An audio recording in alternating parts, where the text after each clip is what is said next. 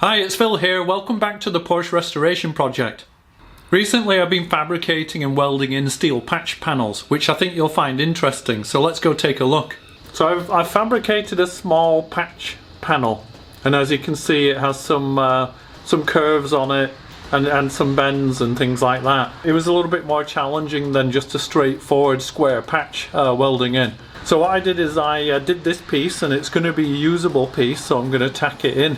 But then there's another section right next to it, and so I'll show you the process that I followed. So here's the patch that I welded in. And I needed it as a datum so that I could work out where the next one's going to go. So, you know, that gives me a straight edge to work from. First thing I'm going to do is measure how long I need my patch panel to be. And so down here, it's 158 millimeters. But I'm going to add on a little bit at each end because I have a Joggler tool. And if you don't know what a Joggler tool is, don't worry because I'll get to it in a minute. But basically it's a way of putting a little crease in, which means you can kind of inset a panel. The amount I need that goes into the tool is 12 millimeters on either side. So we've got the 158, and then it's going to be plus 12 at this end. And then I want 12 at the other end as well, so that's 182. So I'm just going to mark that 182 onto this bit of card that I've got here.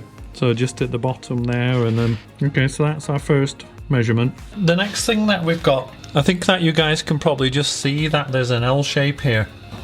So there's actually a lip, and I'm just going to measure the depth of that. And it's 15 millimeters. Okay, so just marking on the 15 millimeters. There's a little bit of room at the back, although there's this circular thing at this side. At the back, it's not there. Given that some of that is eroded away there, I think it's best to go for 15 millimeters. So 15 millimeters all the way across until it gets to the 60 point. So here's the 12 millimeter point. If you remember me saying there was going to be a little 12 millimeter rebate, which I'm going to put in with the Joggler. But that's only for a small part, not for the whole patch panel. So I'll just measure that 12 millimeters on each side and mark it on, because it's easy to forget about it and then you end up getting your measurements wrong. And this bit we know is not going to exist in our steel patch. So you remember me saying that it's going to be 60 now. There we go, so that's 60. And then I felt that, well, I measured at the back, you saw me do it, 15 millimeters. Okay, and so this is effectively a fold line here all the way across. I like to use rosette or plug welds because they actually replicate the original spot welds, and they almost guarantee you're going to get penetration of the metal behind. And so I like to put a few of those in. So it's worth marking on here approximately where the 60 comes to, which is about there. I'm just going to have this straight edge across the bottom because I want to measure the next part of the panel, how much it's going to go up behind here. I can see it's about 25 millimeters to there, and then I think another 15 at the back, so that makes it 40. Yeah, so here's the 60 point, and we decided that we wanted this bit, again measuring from the bottom here, to be 40 millimeters tall. Mark the line on like that so you guys can see.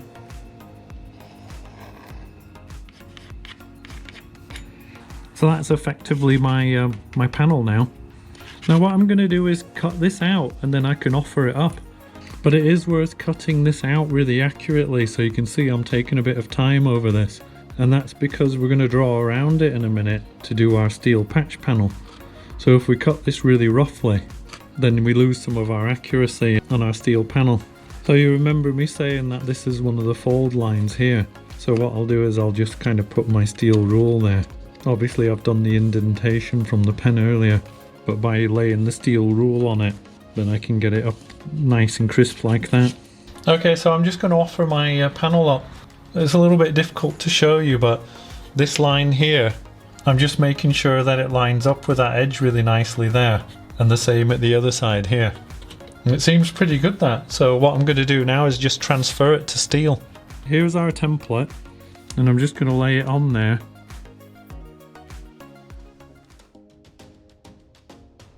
So what I'll do is I'll actually just cut to the inside edges. So what I've got here are just some simple straight cutting tin snips. Now what you find with tin snips is the excess material, if you can make it curve away, then it makes it a bit easier to keep cutting with it. And don't worry if this piece distorts, because you can always flatten it out again later.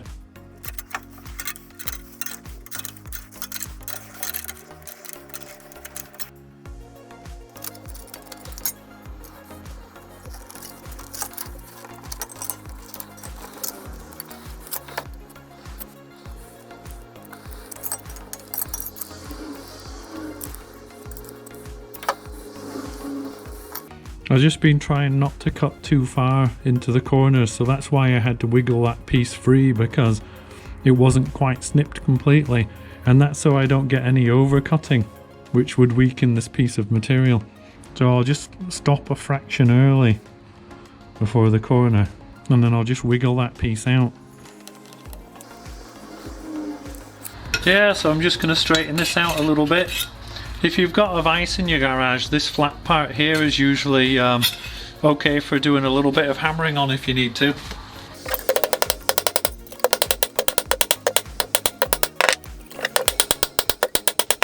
It's not super critical, but it's just a little bit high on this edge. That piece of steel I'd already cut out a panel before, and so that's why that wasn't completely straight. So I'm just going to file that back a little bit, and what you'll find is I just file in one direction only, not back and forth, because you have more control and you're more likely to get it flat that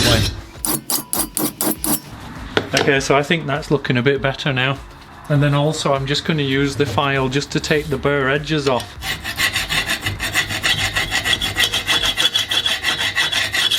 And now all I've got to do is get this paint off, so that then I can have a nice panel to be welding in.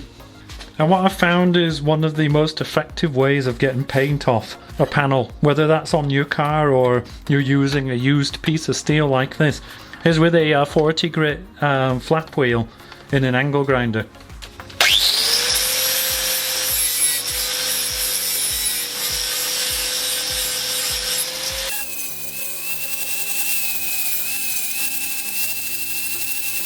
There you go.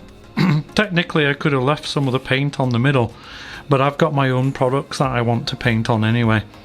Okay, so this is my Joggler tool, so it's going to put that little crease into my patch panel. It'll form the crease 12mm from this end. So I just push that in now. Make sure I've got it square. And I'm hoping you can see that okay, but it's created that little crease in the steel. So I just have one to do at the other side as well. So I'm just going to mark up where I'm going to do the fold, and I know it's from the edge here to the edge on the other side. I'll just get a nice thick amount of pen in here first. Then obviously that's too thick for folding along, but I've literally just put it in for the colour really, because what I'll do now is I'll scribe a scratch into that black line, and it will be a much more accurate line because the scribe's a lot finer. Hopefully you can see that line okay. Okay, so we're ready to do the bending now on our patch panel. So I'm going to get my special bending jaws for the vise out.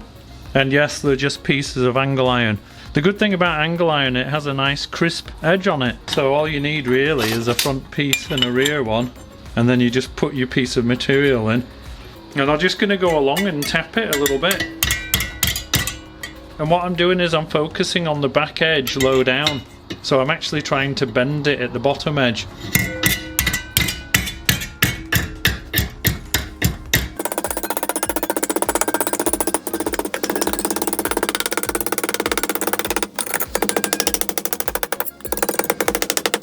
And you really are concentrating on the seam because you want it as crisp as possible. The rest of this you can kind of almost bend by hand really. So as it happens, I wasn't very happy when I offered the patch panel up, because behind this piece on the other side is quite uneven, and there's multiple layers of steel. And so what that's doing is it's actually making the panel fit a lot further than I expected. So this edge here, there's a good few millimeters. And all of this looks quite untidy anyway, so I had planned on doing a little bit of cutting. So what I decided to do is to tidy it up now, make this panel, this patch panel actually sit on the front side at this end, and then I'll have a look and see what to do about the other end once I've done that. So yeah, just going to mark that up and then do a little bit of cutting. So I think I'm just going to cut around this profile here. And then this I don't really need to mark as such, because I'm just going to be taking any of these jagged edges off like that.